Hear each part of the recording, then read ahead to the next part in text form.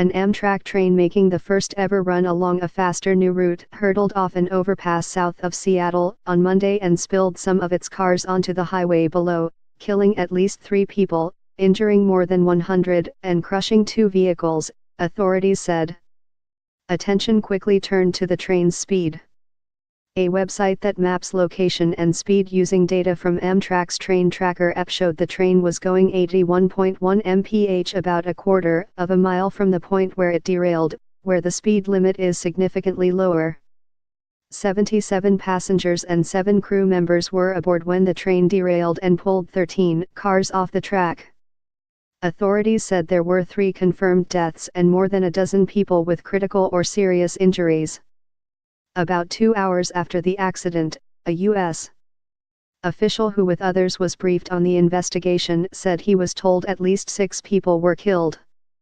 No additional briefings were provided by late afternoon, and the official said he had no new information to explain the discrepancy in the numbers. The official was not authorized to discuss the investigation publicly and spoke to the Associated Press on condition of anonymity. A track chart prepared by the Washington State Department of Transportation shows the maximum speed drops from 79 mph to 30 mph for passenger trains just before the track's curve to cross Interstate 5, which is where the train went off the tracks.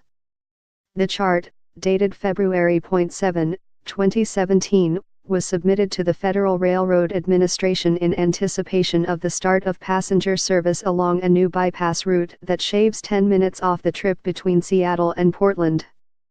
It was not clear how fast the train was moving at the precise moment when it derailed. Kimberly Reason with Sound Transit, the Seattle area transit agency that owns the tracks, confirmed to the AP that the speed limit at the point where the train derailed is 30 mph. Speed signs are posted 2 miles before the speed zone and just before the speed zone approaching the curve, she said. In a radio transmission immediately after the accident, the conductor can be heard saying the train was coming around a corner and was crossing a bridge that passed over Interstate 5 when it derailed. Dispatch audio also indicated that the engineer survived with bleeding from the head and both eyes swollen shut. "I am still figuring that out. We've got cars everywhere and down onto the highway," he tells the dispatcher, who asks if everyone is okay.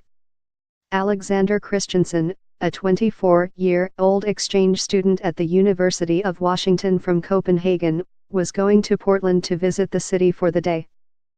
An Amtrak train derailed in Washington, just south of Seattle, December 18, 2017. I was just coming out of the bathroom when the accident happened. My car just started shaking really, really badly. Things were falling off the shelf. Right away, you knew that this was not something minor, he said. The back of his train car was wide open because it had separated from the rest of the train, so he and others were able to jump out to safety. He was at about the middle of the train, either the 6th or 7th car, he said, and was one of the lucky ones.